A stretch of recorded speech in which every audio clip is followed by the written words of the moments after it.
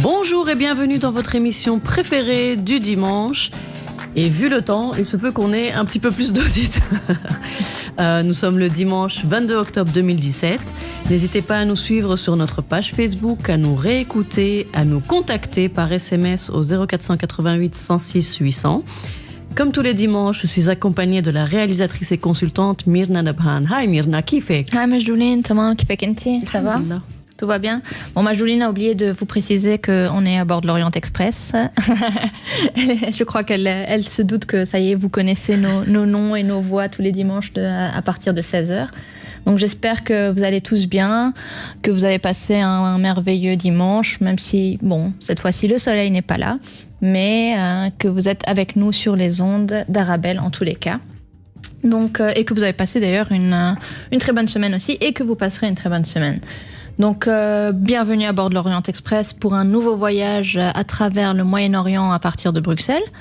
Donc, aujourd'hui, on va parler de choses extrêmement intéressantes comme d'habitude. Donc, après un petit coup d'œil assez rapide sur les médias pour voir ce qui a fait polémique ou ce qui est passé inaperçu, on va s'envoler à la découverte et à la visite de Qahira, le Caire. Dunya, je crois qu'on l'appelle. Masr Dunya, oui. Oui, voilà, bon, j'y étais presque. Puis on va parler aussi dans notre dossier de la semaine de l'image du monde arabe dans les films hollywoodiens. D'ailleurs, nous allons parler d'un film aussi un peu en lien avec toute la campagne assez virale qu'il y a eu sur Internet de l'hashtag MeToo, et donc qui nous permettra de parler justement d'un film assez intéressant. Et bien sûr, comme chaque semaine, on va terminer l'émission par votre rubrique aussi préférée qui est Yallah en cuisine. J'espère que vous êtes prêts pour ce voyage. Merci Myrna donc pour ce sommaire de l'émission. Un rapide agenda de ce qui se passe chez nous à Bruxelles. Il y a le joueur de ney Tamam Ramadan qui est un flûtiste d'Alep qui sera sur le campus du Solbosch le 24 octobre à 12h30. Il fera un peu il fera un petit concert, il parlera entre les morceaux de son instrument, de la musique d'Alep parce qu'il vient donc d'Alep. Sinon, il y a un autre artiste, lui, il est belgo-jordanien, Karim Bedjili. Lui, il sera à l'Ancienne Belgique le 28 octobre à 20h. Et lui, son style de musique, c'est plutôt un mélange de groove, électro, avec du oud et une guitare, parce qu'il vient de sortir son 6e album, donc Apollo U16. Non, il est sorti, l'année passée. Et cette année, il vient donc pour présenter son concert. Mm-hmm. Et donc voilà, on va passer peut-être à l'émission, à la rubrique prochaine. D'accord, donc... FM à Bruxelles, sur le 106.8. Donc Majdoulin, ton petit coup d'œil sur les médias, ça a donné quoi cette semaine ?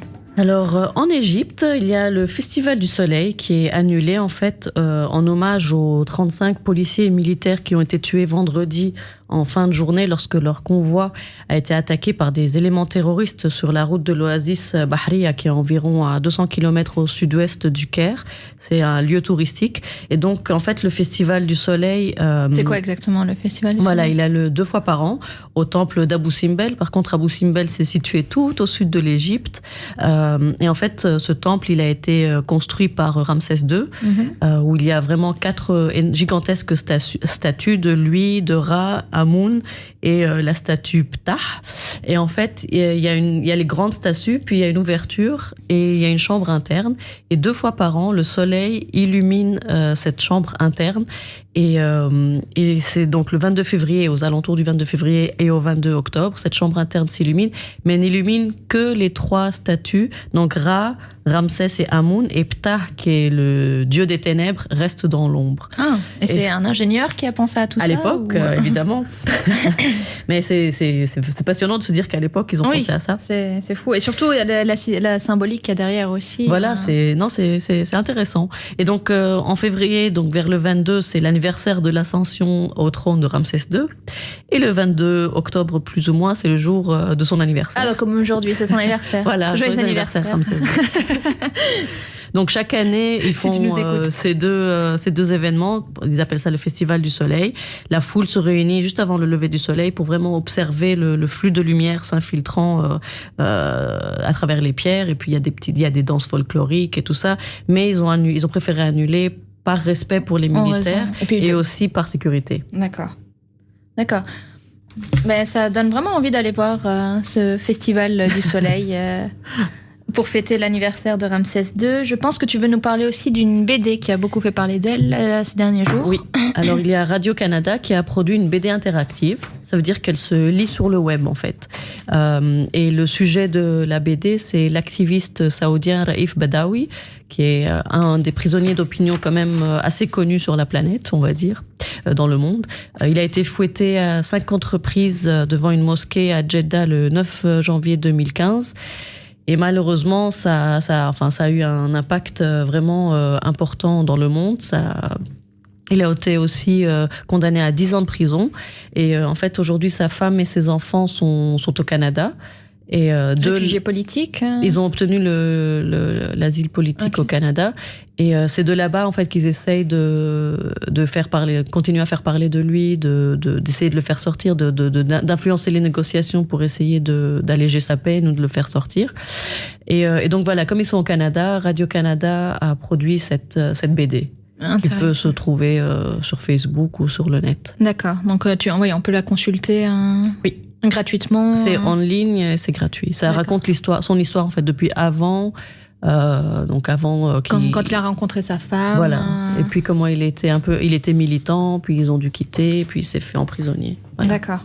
Et justement pour clôturer donc la rubrique Un coup d'œil sur les médias, tu vas nous parler aussi d'une autre forme d'art qui est donc le street art. Oui, je vais vous parler d'Ashekman. Donc c'est un collectif de street art qui est en fait composé de 2 frères jumeaux. Et ils ont fait plusieurs actions. Ils sont très connus au Moyen-Orient et au Liban particulièrement.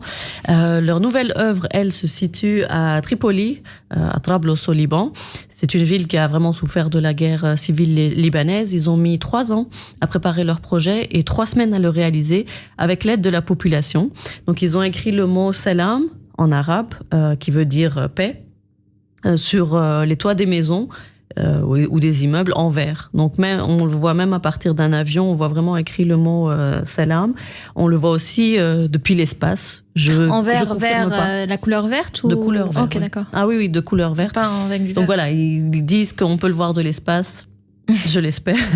Donc voilà, c'est parce que c'est un message universel. Ils voulaient vraiment transmettre ce message. Et le lieu n'est pas anodin parce que c'est vraiment la limite entre 2 fronts, entre 2 quartiers au moment de la guerre civile. Et ils ont écrit ce mot salam. Je trouve que c'est un très beau message. Oui, moi aussi. Il faudra voir si on peut le voir Google. Sur Google. Très bien, Majouline, merci beaucoup pour ta rubrique Coup d'œil sur les médias. Tu nous as trouvé encore, comme d'habitude, tu déniches certaines informations à gauche, à droite, auxquelles on n'aurait peut-être pas fait attention. Et re-bienvenue, chers auditeurs, dans votre émission préférée du dimanche et de toute la semaine, l'Orient Express, pour parler du Moyen-Orient à partir de Bruxelles. Vous êtes avec Myrna, je suis aussi accompagnée de Majdoulin. J'espère que vous passez tous un merveilleux dimanche et on vous souhaite une super semaine aussi qui va venir. Et restez avec nous parce que maintenant on va parler, on va s'envoler, on va voyager vers une ville qui vaut la peine d'être découverte sous les mots de Majdoulin. Donc Majdou, tu vas nous emmener dans la plus grande ville du Moyen-Orient qui est Le Caire. Le Caire. Alors le Caire, c'est la capitale de l'Égypte. Elle est habitée de 16 millions de Kairotes. Son nom français vient de l'italien El Cairo, qui vient de l'arabe, comme tu l'as dit en introduction, El Qahira, la conquérante, la conquérante. On l'appelle aussi Masr, je crois, aussi en arabe. Enfin, oui. C'est l'Égypte, mais c'est aussi oui, donc en arabe, on dit Masr. la ville et le pays. Donc c'est une mégalopole, puisqu'on a dit qu'elle était vraiment peuplée de 16 millions de personnes. Elle est située en amont du Nil. À son est, il y a la ville de Gizeh et au sud, la ville de Memphis. Elle a un tout petit peu d'histoire. Elle a été construite sur les ruines de El Fustat, qui fut brûlée d'ailleurs par son vizir pour éviter que les croisés ne la pillent en 1168. Elle était vraiment située sur la route des épices entre l'Europe et l'Asie, donc elle a connu un essor assez important en étant un entrepôt et un pôle de transit des marchandises. Mais sous l'Empire ottoman, la ville en fait perd son statut de capitale au profit d'Istanbul. Mais le vice-roi Mehmet Ali y a vraiment entrepris d'énormes travaux. Il y a aussi Héliopolis qui, elle, fait partie du nouveau Caire, Masr el-Gadida. Elle fut créée en 1905 par le baron belge Empain, qui était donc dans la région pour construire les chemins de fer. Et il voulait créer cette ville du soleil. Et il y a un palais à son nom qui est de style rien à voir, de style khmer et hindou. En Égypte, ok. Juste, c'était à côté du Caire. Ça fait partie du conglomérat du Caire, en fait. D'accord. C'est Héliopolis, Masr el-Gadida. Ok, d'accord. Et qu'est-ce qu'on peut visiter en tant que touriste alors au Caire ? Voilà, le Caire et ses alentours, c'est vraiment un haut lieu du tourisme international, parce que on peut visiter les pyramides de Gizeh, donc les 3 pyramides, le Sphinx. Il y a d'excellents musées tels que le musée égyptien du Caire, où se trouve le trésor du pharaon Toutankhamon. On peut faire des croisières sur le Nil, qui est l'un des plus grands fleuves du monde. D'accord. Et il y a aussi donc le Vieux Caire, je suppose, comme dans toutes ces villes. La partie la plus intéressante après les pyramides, c'est effectivement le Vieux Caire. Là-bas, ils l'appellent le Caire islamique, où vraiment se concentrent les mosquées, les palais anciens, comme la citadelle de Saladin, Salah ad-Din, la mosquée Mohammed Ali, donc ce fameux vice-roi. Il y a la fameuse mosquée El-Azhar, on peut visiter les jardins, c'est le siège de l'université du même nom. Il y a les souks de Khan el-Khalili, avec son fameux café de Naguib Mahfouz. Il y a le musée copte, qui rassemble la collection la plus importante du monde d'art copte. Donc les Coptes, ce sont les chrétiens d'Égypte. Et par ailleurs, il y a aussi, je crois qu'il reste 4 églises dans le quartier. Et la plus belle, c'est l'église El-Mu'allaqa, donc l'église suspendue, qui est vraiment magnifique, ou il l'appelle aussi l'église Seth Mariam. Elle est magnifique. Il y a tant de choses à visiter. Je veux dire, une rubrique n'est malheureusement pas suffisante. On peut faire du quad dans le désert. Il y a les pyramides à dos de chameau. On peut aller jusqu'à Alexandrie, comme on en avait parlé dans les premières émissions. Il y a une tour où on peut monter tout au-dessus pour voir toute la ville.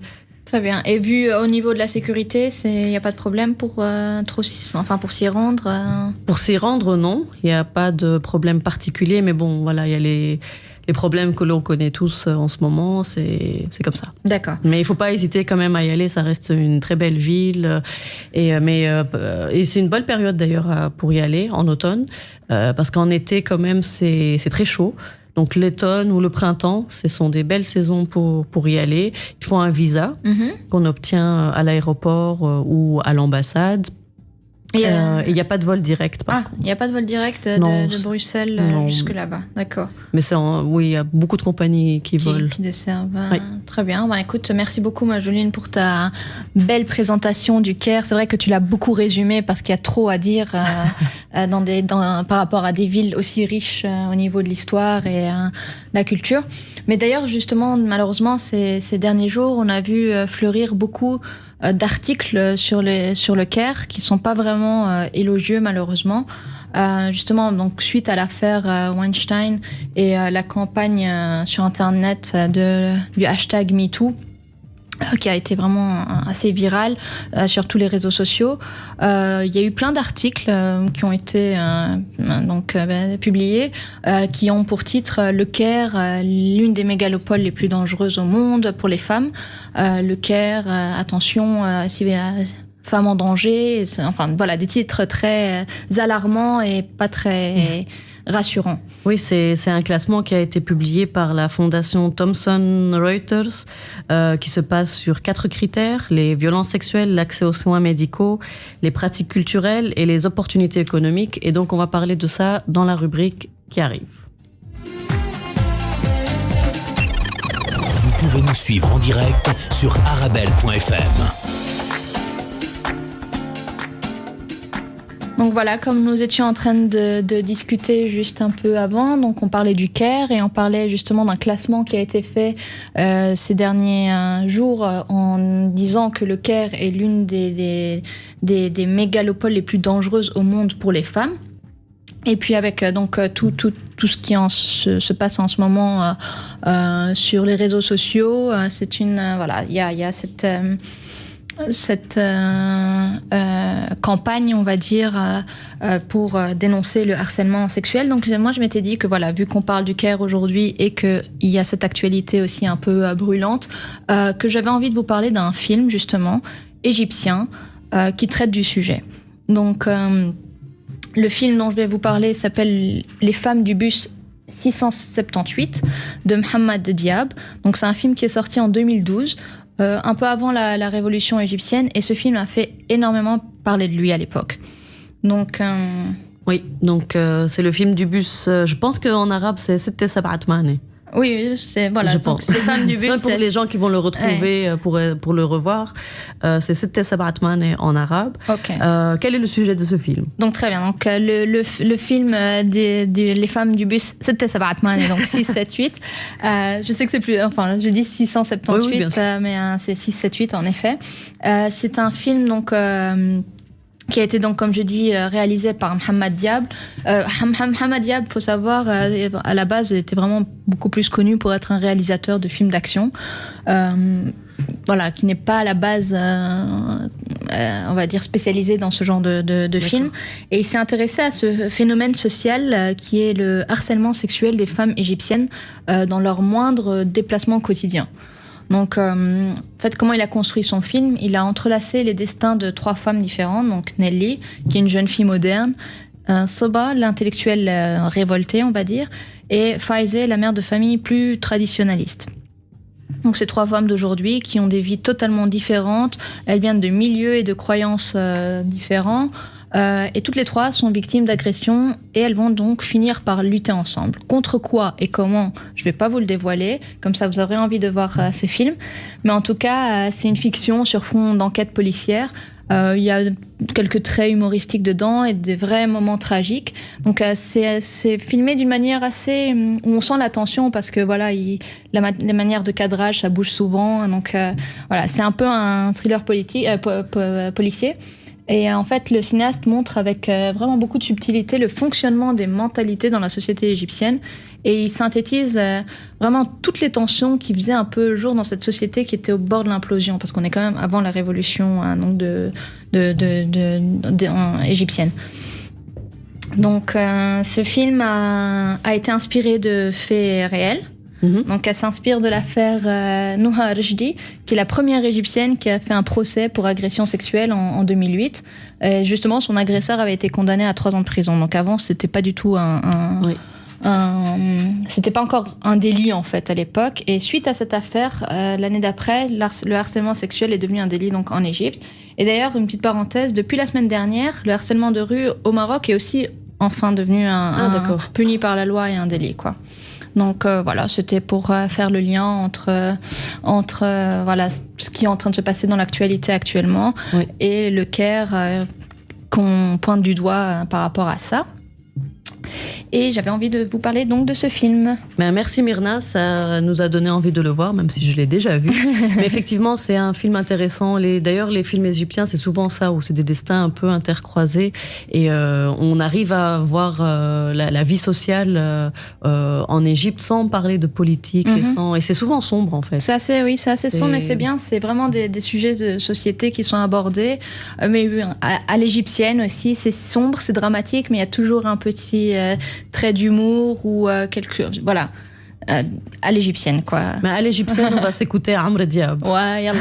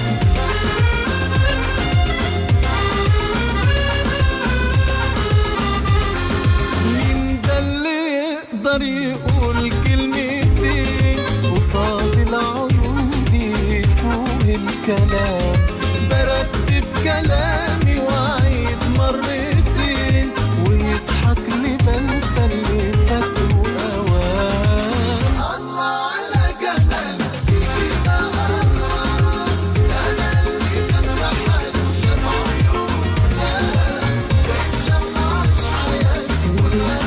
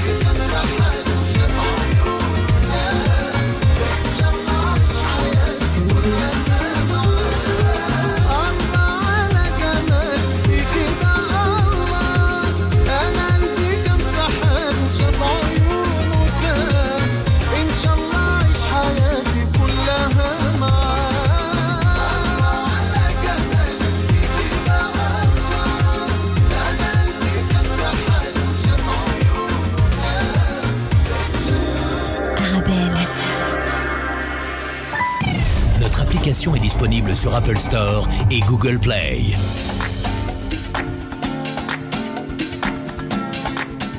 Re-bienvenue dans votre émission préférée du dimanche sur Arabelle FM, l'émission L'Orient Express avec Majdouline, moi-même, et Myrna. Moi-même. Donc, merci tous de nous suivre sur Arabelle. On est très contente de passer ce dimanche avec vous. J'espère qu'avec nous, vous avez eu envie de voir le film Les femmes du bus 678.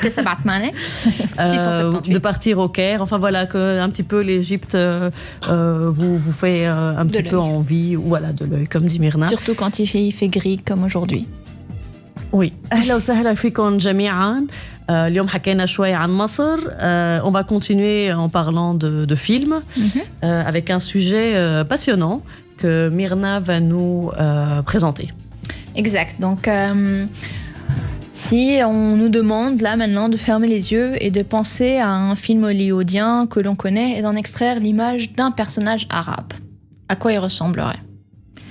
Donc sans doute, ce sera un stéréotype composé, on va dire, d'une barbe coiffée avec le hagal sur la tête, des lunettes noires, donc couvert d'un kéfier, avec un air menaçant et autour de lui, voilà, on peut toujours imaginer un décor qui est soit un désert, soit une limousine et un harem, des puits de pétrole ou des chameaux. Je sais que je suis vraiment dans les stéréotypes et dans les clichés, mais malheureusement, c'est ça. Donc on retrouve aussi le cliché de la danseuse orientale. Bon, ça c'était à l'époque. Maintenant, on nous présente toujours aussi les femmes dans ces contrées-là, dans ces films, vêtues de noir, de haut en bas, un peu, voilà, quasi inexistantes que comme ça. Enfin, elles sont là dans l'espace public que comme ça, quoi.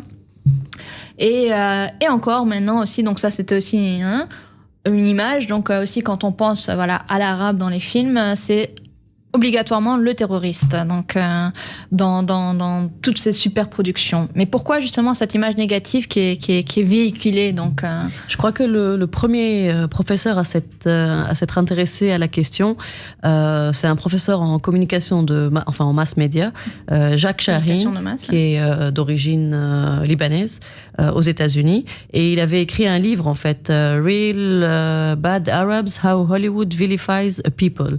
Il a vraiment étudié près de 1000 films hollywoodiens à partir de l'ère burlesque des années 20 jusqu'à nos jours.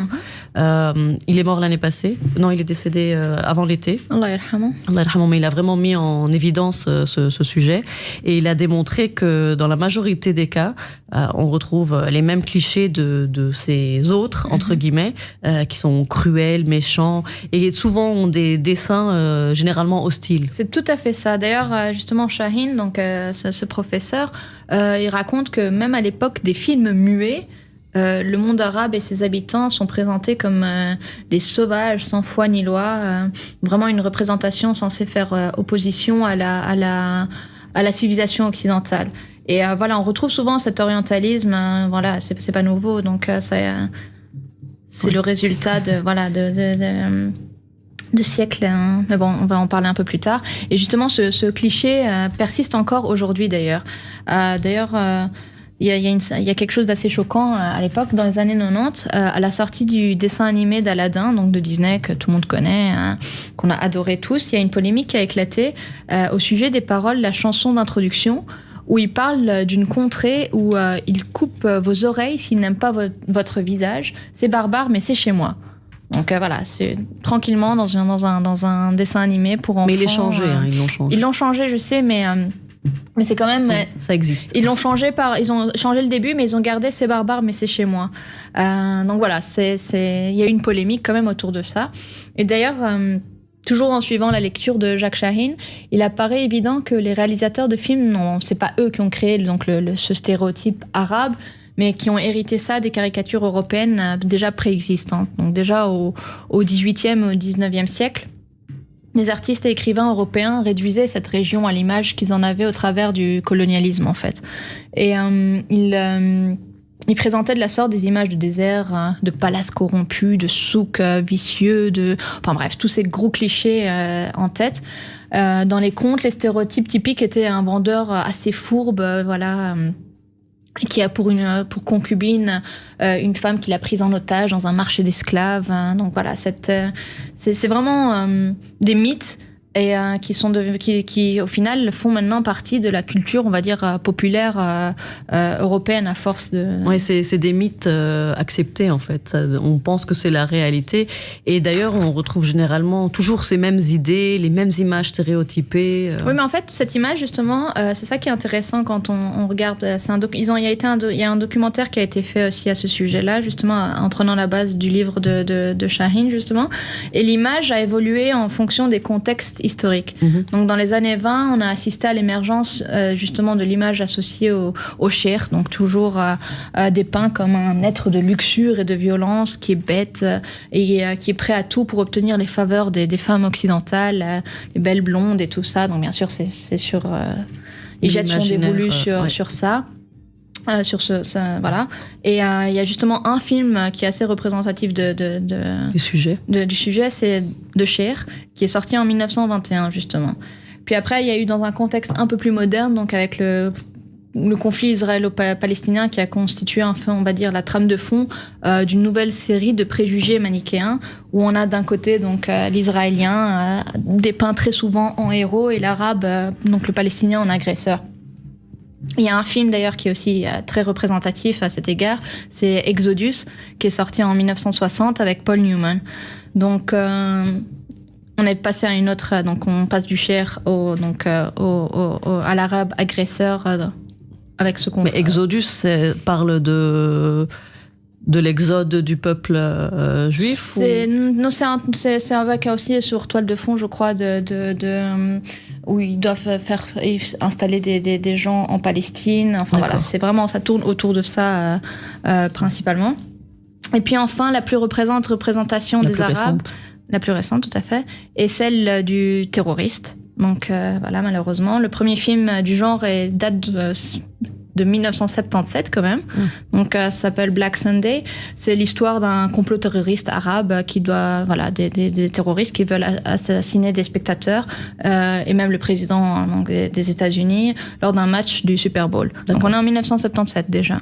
Et ils s'étaient inspirés, les scénaristes déjà à l'époque. Et depuis les attentats du 11 septembre, donc voilà, ça n'a fait que renforcer encore plus ce cliché. Et bien, ça, voilà, on a plein de films qui ont vu le jour, et même donc le petit écran. Donc, il y a eu plusieurs émissions de télévision, donc dont la portée dépasse largement les frontières juste américaines, qui ont profité de toutes ces tragédies justement pour perpétuer ce stéréotype-là.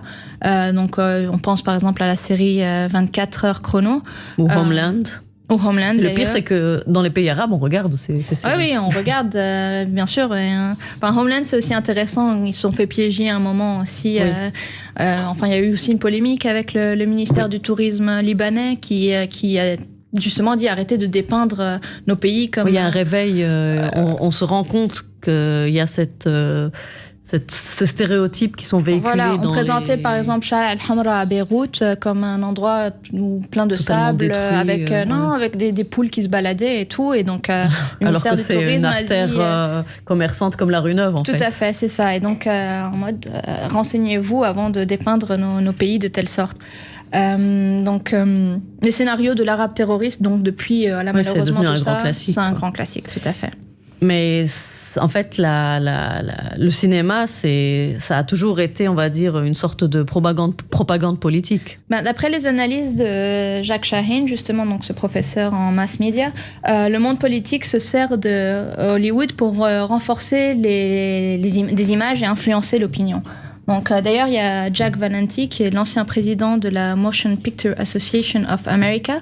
Donc, c'est l'association interprofessionnelle américaine qui défend les intérêts des 6 plus grands studios hollywoodiens sur le territoire américain des États-Unis, qui disait que Washington et Hollywood partagent le même ADN. Oui. Voilà, donc il a tout dit, quoi.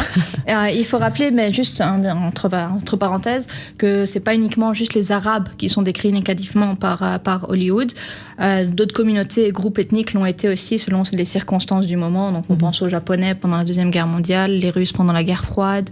Voilà. Donc, et qu'il n'y a pas que des trucs négatifs aussi. Oui.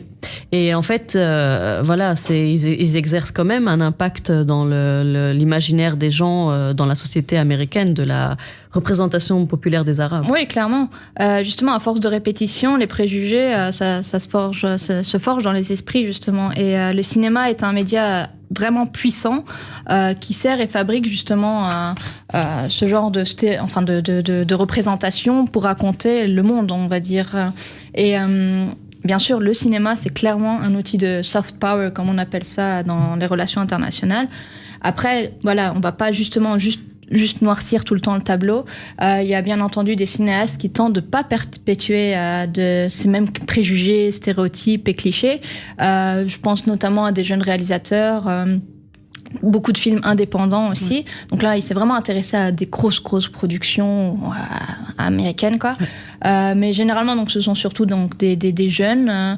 Mais on n'a pas encore un vrai succès hollywoodien qui a détruit tous ces stéréotypes. Peut-être que je le réaliserai un jour. Inch'Allah. Mais c'est ça, c'est ce que j'allais dire, c'est que aussi maintenant, les jeunes d'origine arabe ou arabe prennent aussi la place et essayent de produire voilà, ce que tu disais, des films indépendants. Et petit à petit, ça arrivera. Bien sûr. Il y aura des succès...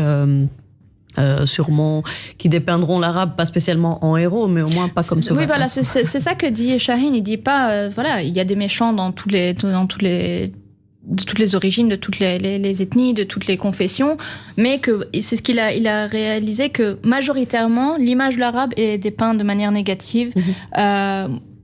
Et rarement positivement, tout simplement. C'est ça qu'il veut dire, mais sans exonérer quoi que ce soit, bien sûr. C'est intéressant aussi ce que tu dis, parce que ça peut aussi avoir l'effet contraire, parce que j'ai parlé récemment avec un réalisateur qui produit Friends of the Middle East, et il m'a dit que lui, en fait, donc il est français. D'accord. Il s'appelle Thomas Vailleux, et en fait, lui, il trouvait ça génial, tous les livres, les films orientalistes, tous ces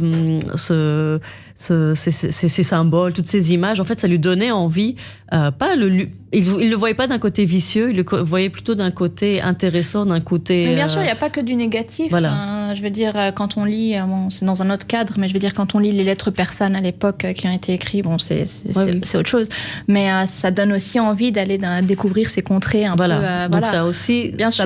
Ça met pas en valeur, mais ça ouvre l'œil sur d'autres Bien sûr, choses. Ce n'est pas que négatif. Là, on parle vraiment plus de la perception hollywoodienne qui, dans des qui essaye d'ancrer des stéréotypes. Cette image, que ce soit donc dans la construction des villes, enfin, tous les Arabes sont pareils, donc c'est vraiment, il n'y a plus de...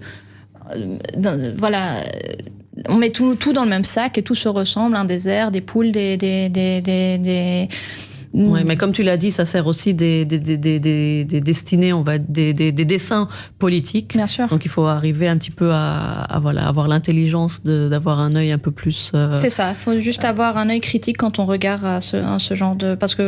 Et ça traite de tous les sujets et pour tout le... Merci Myrna pour ce super dossier de la semaine. N'hésitez pas à nous envoyer des SMS ou nous parler sur Facebook si vous voulez rajouter quelque chose sur ce dossier. On se retrouve dans une seconde pour notre dernière rubrique. Dans votre émission préférée du dimanche, l'Orient Express. L'émission qui suivra, c'est Dunya Al-Adab, c'est votre autre émission préférée du dimanche. Donc on a parlé aujourd'hui de choses passionnantes, du Caire, du film Les femmes du bus 678. On a parlé du traitement médiatique dans les films hollywoodiens des Arabes. La représentation des Arabes dans les films hollywoodiens. Donc on est un petit peu resté en Égypte, dans le Hollywood, parce que l'Égypte c'était aussi un centre de production de films. Qu'il est toujours d'ailleurs. Qu'il est toujours, mais la Syrie essaye un petit peu de... Mais plus dans les feuilletons. Mais donc c'était vraiment une base aussi de cinéma. Et maintenant, on arrive à votre émission, votre rubrique que vous adorez, la rubrique Yalla en cuisine. Alors aujourd'hui, nous allons vous parler d'un plat que l'on croyait qu'il n'existait qu'au Moyen-Orient, mais en fait, à notre grande surprise, on le prépare aussi au Maghreb et on va parler de mloukhiyeh. Donc pour les oreilles, voilà, non arabisées, on va dire, mloukhiyeh, c'est la corette potagère. Donc je sais pas si ça vous parle plus. Ben, c'est une lointaine cousine de l'épinard. Voilà. Je pense que c'est un peu plus représentatif. Elle a un goût proche de l'oseille. Bon, l'oseille, le légume. Apparemment, donc, le plat aurait vu le jour en Égypte, au temps des pharaons. Peut-être que Ramsès VI, aujourd'hui, le jour de son anniversaire... C'était pas Ramsès VI, c'était 2. Ramsès II, oui, moi je suis au 6. Donc voilà, c'était un mets qui était réservé au roi. Et d'ailleurs, elle tirerait son nom de Mlouk, qui signifierait roi. Les rois. Donc voilà, la corette potagère, le mloukhiyeh, qui est la même chose. C'est quoi exactement comme plat ? Alors les feuilles de cette plante, elles sont cuisinées de façon différente, vraiment dépendant de la région. Donc elles pourraient être dans une sauce riche ou dans un ragoût à base de viande de bœuf, de poulet, de canard, de lapin ou d'agneau. Les feuilles de cette plante, parfois sont séchées, ou bien elles sont laissées entières, ou bien réduites en poudre de couleur verte, qui est facile à conserver. Il existe vraiment plusieurs recettes et plusieurs manières de les manger. Par exemple, je sais que tu es une grande cuisinière, donc donne-nous un petit peu. En Algérie et en Tunisie, la mloukhiyeh se prépare, comme je viens de l'expliquer, plutôt sous forme de ragoût et se mange chaude avec du pain frais. La qualité du pain est importante parce qu'elle doit contenir suffisamment de mie pour absorber la sauce. Au Moyen-Orient, en Égypte, au Liban, en Syrie, en Palestine et dans d'autres pays de cette région, les feuilles se consomment le plus souvent fraîches, entières, émincées et cuites dans un bouillon de viande de poulet ou de lapin, assaisonné d'ail et de coriandre fraîche. En Syrie et au Liban, on utilise soit de la viande de mouton, soit du poulet et du riz blanc avec des vermicelles. Je pense que le lapin, c'est pas trop leur kiff là-bas. Et il y a aussi le citron, c'est un accompagnement très important, surtout avec des croûtons de pain syrien grillés. Comme qu'on retrouve dans le fattouche d'ailleurs. Mais c'est un plat d'hiver, alors on va dire la nofiareuse, il y a le riz. La récolte de la corette. La mloukhiyeh. La mloukhiyeh. Mais ça existe aussi en Italie par ailleurs. C'est vrai, je ne sais pas quel est le nom, mais dans la région de Naples, ils ont je dois me renseigner. D'accord. J'ai une source la prochaine fois, très proche qui pourra me renseigner, me donner le nom exact. Je vous le mettrai sur Facebook. C'est bien de trouver parce que mloukhiyeh, savoir que c'est la corette, c'est un peu difficile de. Oui, c'est vrai que j'avoue que bravo à celles qui ont préparé cette émission, cette rubrique. C'était pas très difficile, mais j'ai pu le faire quand même. Un petit clin d'œil. Donc voilà, en fait, la récolte se fait en été et c'est à cette période que les familles font leur provision de mloukhiyeh pour l'année. Les feuilles sont mises à sécher, puis elles sont gardées soit entières ou coupées au congélateur. La mloukhiyeh est dans certains pays et certaines traditions préparée par superstition pour célébrer le premier jour du calendrier musulman afin que la nouvelle année soit verte, c'est-à-dire prospère et plein de bonheur. En Tunisie, par exemple, elle est aussi préparée à la fin d'un deuil ou le premier jour de l'Aïd al-Fitr. Ah, d'accord. C'est comme un peu aussi le ouzi qu'on prépare lors des deuils aussi. En tout cas, moi, c'est un de mes plats préférés, mais attention à toutes celles qui nous écoutent, parce que c'est quand même assez calorique, même si c'est très bon, c'est vrai. Donc voilà, merci beaucoup Majouline pour ta super rubrique Yalla en cuisine, qui est toujours un véritable délice. Et merci à tous, chers auditeurs, d'avoir passé ce moment avec nous. J'espère que vous avez passé un délicieux moment, qu'on vous a fait voyager, qu'on vous a donné envie de découvrir les femmes du bus, comme dirait Majouline, c'était Sabat Mane, et que vous serez là encore la semaine prochaine avec nous pour votre émission préférée qui parle du Moyen-Orient à partir de Bruxelles, qui parle de Bruxelles et du Moyen-Orient sur Arabelle. N'oubliez pas de nous faire un petit coucou et de faire un petit passage sur notre page Facebook Orient Express-Arabelle FM, et on sera là. Nous avons une invitée la semaine prochaine. Nous avons une invitée la semaine prochaine. Nous allons parler du Yémen la semaine prochaine. Et restez avec nous parce que ça risque d'être encore plus passionnant. Oui, et on vous souhaite vraiment une très belle semaine. On vous souhaite un très bon fin de dimanche. On a été très ravis de passer ce moment avec vous, de préparer cette émission. On apprend chaque fois des choses. Ce monde arabe est passionnant. J'espère que vous passez aussi un moment agréable et que vous apprenez aussi beaucoup avec nous en même temps. Et que vous serez au rendez-vous la semaine prochaine à 16h sur Arabelle. Vous pouvez nous réécouter par ailleurs le samedi à 16h aussi pour ceux qui ont envie de réécouter nos douces voix. Ou sur les podcasts, donc le replay qui est disponible généralement 2-3 jours après l'émission. Donc n'hésitez pas à aller souvent sur la page pour voir. Donc Orient Express-Arabelle FM. Et encore un grand merci. Et un très très bon dimanche à tous. Et une très bonne semaine. Au revoir. Au revoir. Ciao, bye.